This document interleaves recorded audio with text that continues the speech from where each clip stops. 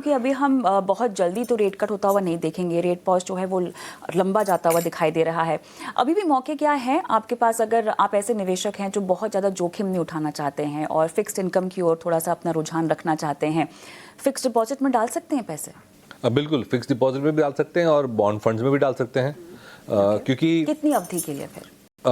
तो मैं ये कहूँगा कि देखिए, रिलेटिव वैल्यूएशन एसेट एलोकेशन की बात करें, ठीक है, तो 2020 में गोल्डन अपॉर्चुनिटी थी सारा पैसा इक्विटी में डालने की, क्योंकि वैल्यूएशंस बहुत ही ज़्यादा अट्रैक्टिव हो गए थे, मार्केट क्रैश हो गया था।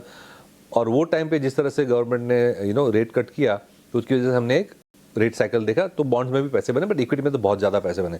तो 3 साल पहले equity was a no brainer, क्योंकि वैल्यूएशंस रिलेटिवली बहुत अच्छे थे। अब इक्विटी मार्केट चल चुका है, वैल्यूएशंस इन सम पॉकेट्स थोड़े ज़्यादा हैं, खास करके मिड एंड स्मॉल कैप में। लार्ज कैप में रीजनेबल है, लेकिन जो जितने चीप 2 साल पहले थे या 3 साल पहले थे, उतने चीप नहीं रहे। उसके बाद क्या हुआ है कि on the other hand fixed income में हमने रेट्स बढ़ाए हैं।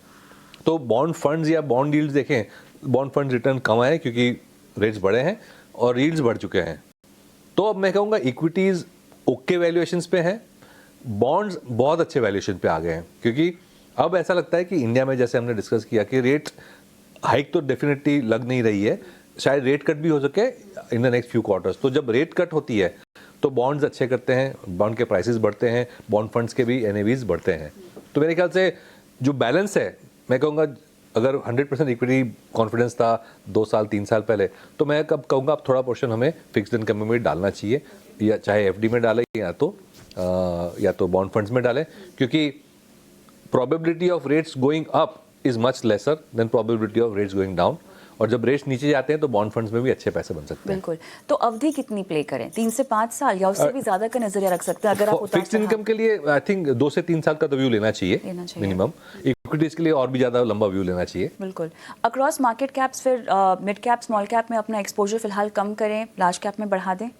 डेफिनेटली, अगर इंडेक्स लेवल पे देखें तो लार्ज कैप इंडेक्स का वैल्यूएशन मच बेटर लग रहा है, लेकिन जो एक्साइटिंग सेगमेंट्स हैं, एक्साइटिंग सेक्टर्स हैं, वो जहाँ कमाई तो ऑफ कोर्स सब जगह करनी है हमें, लेकिन हम रिलेटिवली देखें तो नंबर ऑफ स्टॉक्स की सिलेक्शन और जो हाई ग्रोथ सेक्टर्स हैं वो सारे मिड एंड स्मॉल कैप में होते हैं। फॉर एग्जांपल, गवर्नमेंट कह रही है कि डिफेंस मैन्युफैक्चरिंग लोकली करो, तो उसमें प्लेस लार्ज कैप्स में तो आपको मिलेंगे नहीं। ऐसी कंपनी लार्ज कैप में तो है नहीं जहाँ पे एक large portion of their business comes from से डिफेंस। रेलवे जो है वो बहुत अपना कैपिटल एक्सपेंडिचर बढ़ा रही है। 3 साल पहले रेलवे का कैपिटल एक्सपेंडिचर होता था 80,000 करोड़, अब उन्होंने 2,40,000 ऑलमोस्ट 3 गुना कर दिया है। तो रेलवेज को सप्लाई करने वाली सर्विसेज एंड गुड्स जो हैं बनाने वाली कंपनी, वो लार्ज कैप में होती है, लेकिन उनके टर्नओवर का स्मॉल पोर्शन रेलवेज होता है। तो बड़ा टर्नओवर जो रेलवे से करे as a proportion of their own business, वो typically small and mid caps में ही होते हैं। तो ऐसी जो एक्साइटिंग थीम्स हैं, पीएलआई जो है इलेक्ट्रॉनिक्स मैन्युफैक्चरिंग है, पीएलआई केमिकल्स में काफ़ी सारी, फार्मा में काफ़ी सारी कंपनी, ये सारे जो सेक्टर्स हैं ऑटो एंसिलरीज, ये मिड एंड स्मॉल कैप में हमें मिलते हैं। तो हाई ग्रोथ सेगमेंट्स में हमें पिक एंड चूज करना है तो वहीं जाना पड़ेगा। बट जितना ईजी 3 साल पहले था पैसा बनाना, उतना ईजी अब नहीं है। तो अब ऐसे में